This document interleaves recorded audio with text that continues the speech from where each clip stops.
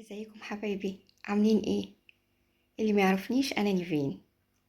بحب اقدم اكلات لذيذة وسهلة وفي متناول ايديكي. تعالوا مع بعض النهاردة نشوف هنعمل ايه. هنعمل مع بعض النهاردة كيكة من ألذ كيكات واللي بموت فيها جدا، وطلعت جميلة جدا بالكراميل، وهي كيكة الحليب. من الكيكات اللي انا فعلا لما جربتها قلت يعني زي ما كنتش اعرفها. دي كيكة اصلها تركي، وكيكة بالكراميل والحليب. فعلا فعلا. صدقوني لو جربتوها هتقولوا احنا عايزين نعملها تاني، خصوصا انها خفيفة وهشة جدا وطرية قوي قوي. بجد بجد يعني مش عارفة حتى اتكلم ولا اعبر على قد ايه جمال الكيكة دي وبساطتها. الكريمة بتاعة الكراميل مديها نكهة روعة جدا، وفعلا الأتراك يعني عملوها بطريقة مبدعة. تعالوا مع بعض نشوف خطواتها ازاي. عندي 5 بيضات، وهي كوباية سكر وكوباية دقيق، نفس المعيار اللي تستخدميه للسكر تستخدميه للدقيق، وبيكنج باودر وفانيليا. هنبتدي نكسر البيض. وطبعا زي ما قلت لك احنا هنستخدم 5 بيضات. لو كانوا يعني متوسطين زي كده. لو كانوا صغيرين تستخدمي طبعا 7. فعلا يعني في منتهى الجمال وخطواتها بسيطة جدا. ممكن نقول زي الكيكة الاسفنجية اللي احنا بنعملها العادية. ومعانا هنا كوباية السكر هحطها مع ال5 بيضات، وهضربهم مع بعض مش أقل يا جماعة من 10 دقايق. يعني زي ما بقول لكم لازم تاخد كفايتها لحد ما تلاقي ان البيض معاكي بقى لونه فاتح. وهبتدي ان انا اعملها. طبعا ممكن تعمليها انت بالمضرب عادي، ممكن لو مكنه كده.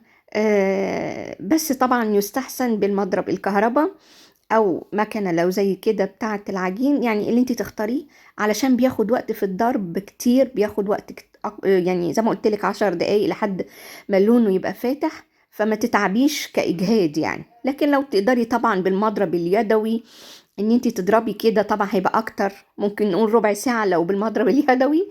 فيعني اللي تختاريه، المهم ان تشوفي قوامه كده زي ما انت شايفة لونه فاتح وهش خالص. لما حطينا السكر مع البيض، ممكن ناس تقولك لا عشان الصفار افصل الصفار الاول وبعد كده البياض. لا صدقيني مش هتفرق. اهم حاجة ان انت تكوني مختارة نوع بيض كويس وتضربيهم فترة كبيرة. في اللحظة دي أنا معايا كوباية الدقيق، طبعا أنا نخلتها قبل كده، هنخلها تاني. كل ما انت هتنخليها هتدي هشاشة أكتر. ومعاها آدي كيس البيكنج باودر، وهضربهم مع بعض. طبعا أنا بعد ما ضربت البيض والسكر شلتها من المكنة، وحطيت الدقيق زي ما أنا وريتك، ولكن الدقيق يعني تمشي السباتولا في اتجاه واحد، علشان ما تفقديش الهواء اللي انت دخلتيه أثناء الضرب البيض مع السكر. كل ده بضربه في اتجاه واحد، واجيبه برضو من تحت لفوق زي ما انت شايفه بالطريقه دي، عشان اتاكد ان الدقيق كله داب في العجينه. وشايفه قد ايه قوام العجينه خرافه وهش كده وجميل، ما بيبقاش ولا تقيل ولا خفيف قوي، يعني زي ما انت شايفه القوام بتاعه كده. بالطريقه دي انا محضره معايا صينيه 30 في 70. طبعا انا كانت كمية كبيرة عليها فحطيت في جزء تاني في صينية تانية، ولكن علشان تضمني ان الكيكة هشة ومرتفعة وجميلة جدا، على الاقل الصينية تكون انت ملياها 3/4 وتسيب الربع فاضي. ما تكونش حاطة قطعة صغيرة وتقولي هي ما بترتفعش ليه. لا، زي ما انت شايفة مورياكي يكون 3/4 مليان والربع هو اللي فاضي.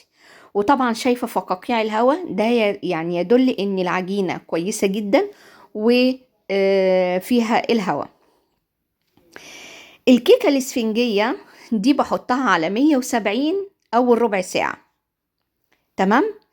الربع ساعة التانية أنا مش بفتح الفرن، هي مدتها نص ساعة بس. الربع ساعة التانية بوطي النار على 90. يبقى أول ربع ساعة على 170، الربع ساعة التانية على 90 علشان ما تتحرقش معايا وتستوي بطريقة جميلة. وفي نفس الوقت زي ما انت شايفة العصاية بتاعت الشاورما دخلتها عشان اتأكد انها استوت من جوه، وبعد كده طلعتها وهسيبها تبرد. اهم حاجة تسيبيها تبرد، ما تلعبيش فيها هي وسخنة، لان لو هي وسخنة هتلاقي منك الحشوات كلها باظت. انا قلبتها وحطيتها تاني في الصينية بتاعتها، وحاول بخرمها علشان احط لها كوبايتين لبن بحطها على الكيكة، لان دي كيكة الحليب زي ما قلت لك، فبتبقى مليانة متشربة من الحليب.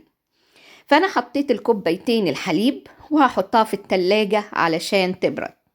في اللحظة دي لما عشان تبرد هعمل الكراميل.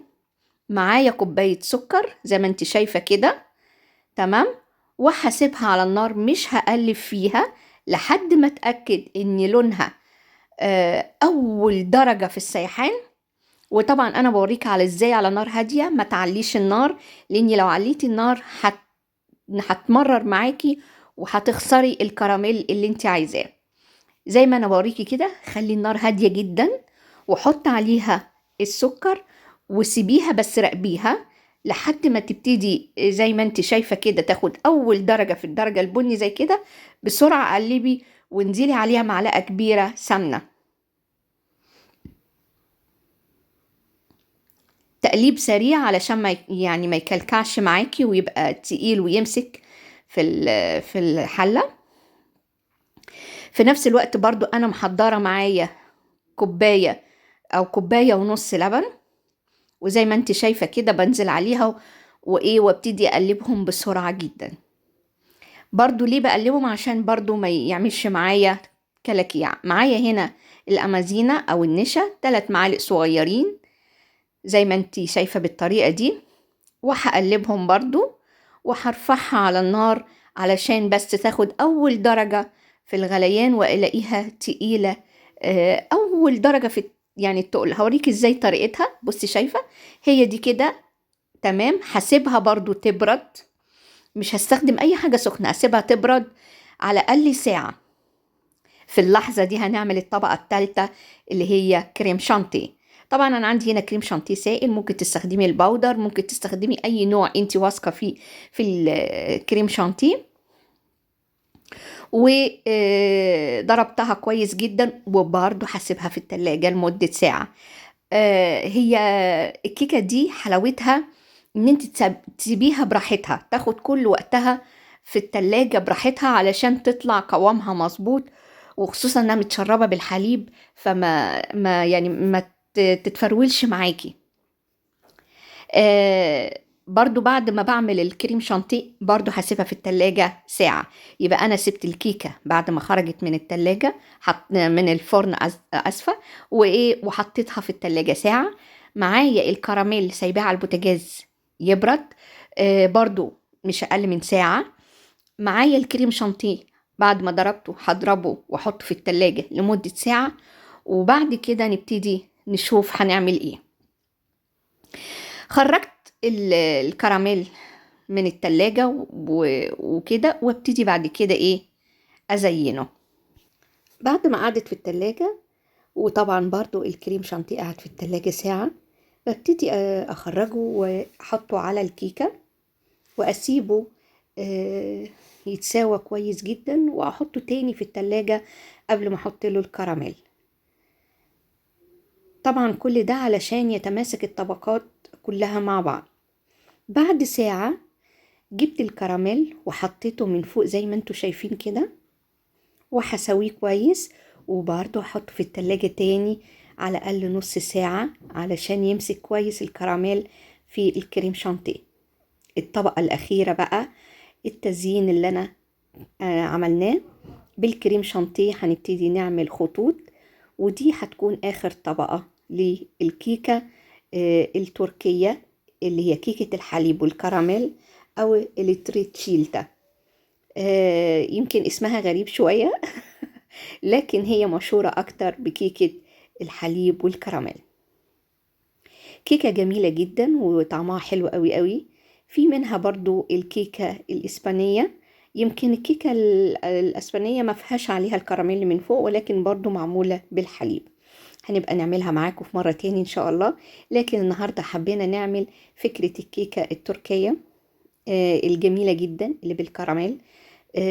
صدقيني لو جربتيها هتلاقيها طعمها حلو جدا، طعمها رائع جدا، هش خالص ولذيذة وبتدوب كده في من أول قطمة. جربيها وقولي لي ايه رأيك، واكتبي لي في التعليقات لو ليكي اي استفسار. لو انت مش مشتركة اتمنى ان تشتركي عندي و يعني اشوفك في كل فيديو. ليكي اي تعليقات اكتبوا لي، واشوفكم ان شاء الله في الفيديو الجاي، واقول لكم باي باي.